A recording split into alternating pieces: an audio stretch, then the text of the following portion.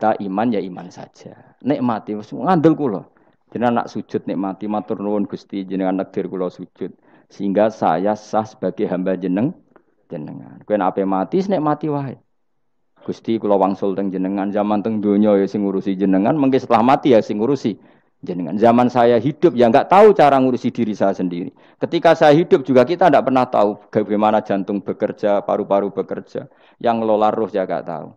Zaman kita hidup yang jenengan kelola, setelah mati yang jenengan kelola. Sama saja Gusti, jenenge inna sholati wa nusuki wa mahyaya wa mamati lillahi rabbil alamin. Itu bagus. Terus mati anak-anak eling yo nangis, bojomu yo sembe nangis sak kadare ya sudah selesai. Nak kowe tangisan Cina nak disiksa mungkar nakir, tapi nak kowe wong soleh tenan wali kan ketemu mungkar nakir damai, pengalaman baru. Terus dites mungkar nakir lulus, oh kumplot. Wah kan keren loh. Mlebu swarga diame, napa? Lah sing jenis iki mbok tahlili ya kena, ora ya kena aman. Paham ya? Ojo kok malah debat tahlil hukume piye. Ya tahlil kalimat thayyibah hukume ya apik. Anak pitung dina tradisi Buddha, ya pitung dinane tradisi Buddha, kalimat tetap kalimah thayyibah. Tapi misalnya ana sing ra gelem tahlil ya ora apa-apa, sing penting tetep nglafatno kalimah. Cuma ra seneng dinane 7. Ya gawe 8. Nah, misalnya gedeng 7 ya gawe 8 kan gampang. Nah gedeng 7, gedeng 8 ya gawe 1, sing penting ora anti kalimah thayyibah, mau anti modele. Ya ndak apa-apa, kowe kudu cocok ndak cocok biasa. Ini ilmu, semuanya bebas. Ilmu itu wilayah pangeran. Artinya wilayah pangeran, nanti yang uji itu kamu pangeran. Ngapain debat kamu sekarang? Kita sering kritik Wahabi, kita juga sering dikritik Wahabi, biasa saja. Saya sering ketemu ulama Wahabi, saling menghormati enggak apa-apa. Meskipun saling kritik, ya gejol-gejolkan ya biasa. Enggak masalah. Orang alim mulai dulu kritik-kritikan biasa. Imam Syafi'i sama gurunya sering gejol-gejolkan. Pas atas nama orang alim ya gejol-gejolkan.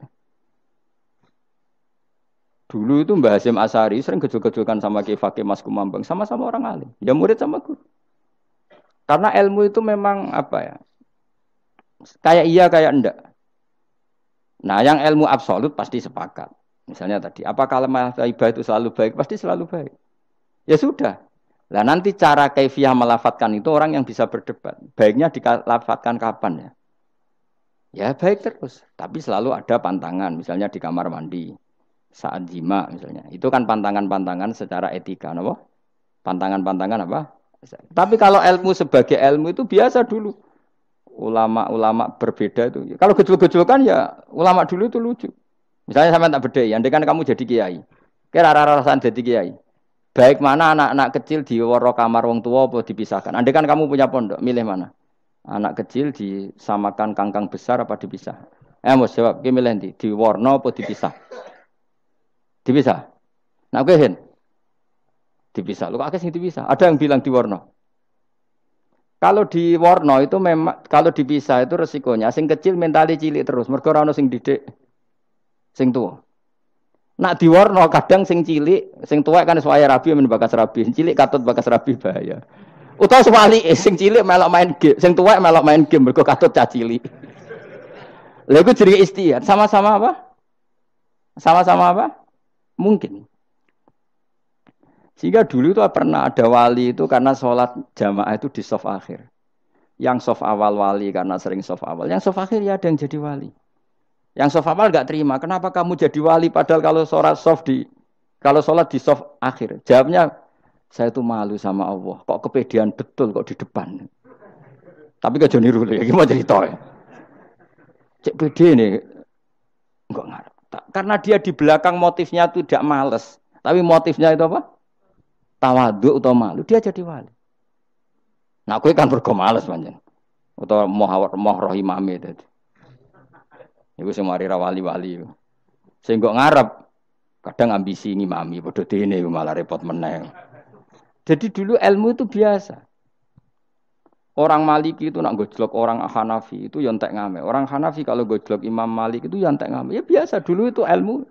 Ya biasa. Misalnya gini sampean tak bedhei. Tidak jawab saja jujur. Rasulullah itu puasa Senin Kemis selalu apa kadang-kadang dalam semua riwayat. Kadang-kadang. Sesuatu yang kadang-kadang dilakukan Rasulullah itu akan sunat terus apa sunatnya juga kadang-kadang. Ayo jawab saja. Wah, akeh sing sarap ya. Rasulullah itu puasa Senin Kemis itu kadang-kadang apa terus? Kadang-kadang. Ini sudah masih benar. Sesuatu yang pernah dilakukan Nabi kadang-kadang itu menjadi sunat terus apa sunatnya juga kadang-kadang? Terus. Nah, sekarang gitu. Sebetulnya hadis kunut itu semuanya sepakat. Rasulullah kunut itu ya ahyanan kadang-kadang. Nah, sesuatu yang pernah dilakukan Nabi kadang-kadang itu akan menjadi sunat terus ila yaumil. Maka Imam Syafi'i milih kunut terus. Abu Hanifah enggak. Bahaya kalau sunat kok dilakukan terus. Nanti dikira wajib. Sehingga Abu Hanifah tidak kunut. Dan itu ya biasa ketemu Imam Syafi'i kalau sholat di masjid Abu Hanifah itu tidak kunut. Ketika ditanya ikroman di hadal madhab, saya menghormati madhab. Orang Hanafi kalau main ke rumahnya Imam Syafi'i ya kunut ya biasa dulu. Sekarang kunut dan kunut jadi politik identitas. Ini kunut. Sebelah ini mesti. Yang tidak kunut sebelah yang dulu itu enggak. Saya sampai sekarang nggak pernah tahu kunut itu tradisi ormas mana. Sampai sekarang nggak ada tahu. Karena saya orang alim, tahunya kunut mazhab Syafi'i, nggak kunut mazhab Hanafi. Dan itu sebelum tahun 12 dan 26 mazhab itu. Sudah tahu toh maknanya? Mazhab itu sebelum tahun 12 dan tahun 26. Jelas? Kok orang paham? Paham? Jadi dulu lama ya biasa perdebatannya gitu. Apakah sesuatu yang pernah dilakukan Nabi secara ahyanan itu sunat terus? Apa sunatnya juga ahyanan sekali tempo? Jawabannya apa? Terus. Tapi kalau terus bahaya nanti yang sunat dikira wajib. Nah yang berpikir gitu Abu Hanifah, yang berpikir terus Imam Syafi'i. Ya sudah akhirnya jadi seperti ini. Dulu itu nggak jadi politik identitas, saling menghormati. Imam Syafi'i itu Abu Hanifah sudah kabundut. Pernah sholat di masjid Abu Hanifah tidak kunut. Ketika ditanya ikroman lihadzal madhab, saya menghormati madhab ini. Entah angen-angen nak kunut terus nggak dikira wajib. Orang-orang Hanafi kalau ke rumahnya Imam Syafi'i di komunitasnya juga kunut. Ya sudah biasa dulu seperti itu. Makanya kita ini harus ngaji. Dulu itu biasa ulama gejol-gejolkan perkara madhab kayak yang saya contohkan tadi. Orang yang membatalkan puasa lewat jima itu kan sanksinya berat. Sanksi ini karena jima, apa karena hadku hormati Ramadan biwiri usrin syar'iyin, merusak kehormatan Ramadan tanpa uzur syarak. Cara Imam Malik karena merusak Ramadan tanpa uzur syarak sehingga gak jima pun hukumnya sama. Yaitu misalnya makan tanpa uzur, ya hukumnya sama. Kenapa sama? Jima istri hukumnya apa? Halal apa haram?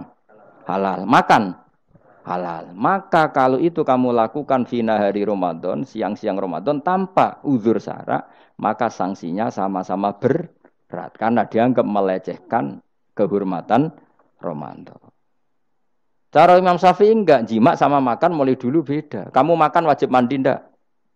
Enggak. Kalau jima wajib. Kan beda.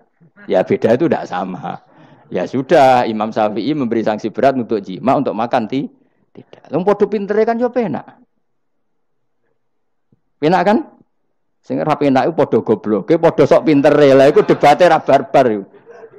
Padha gobloke, nak debat padha sok pintere. Wis naudzubillah min dzalik. Kulo nek debate wong malah kudu guyu. Malah melok goblok, ngrungokno tok malah melok goblok. Wong debat agama kok gak ono referensi, ra ono kitabe. Amen muni menurut saya. Memangnya Anda penting dalam wali ora, ulama ora kok debat agama menurut. Memangnya Anda mujtahid?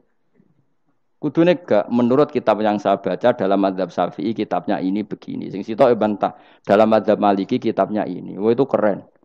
Aku teko ning majelis. Debat menurut saya. Memangnya Anda siapa? Nabi ndak, wali ndak, ulama ndak? Kok mau agama menurut Anda?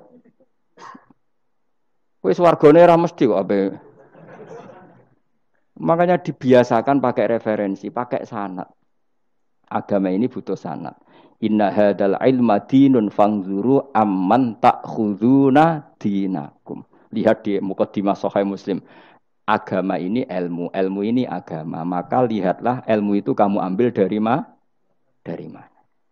Karena tanpa sanad ini bahaya.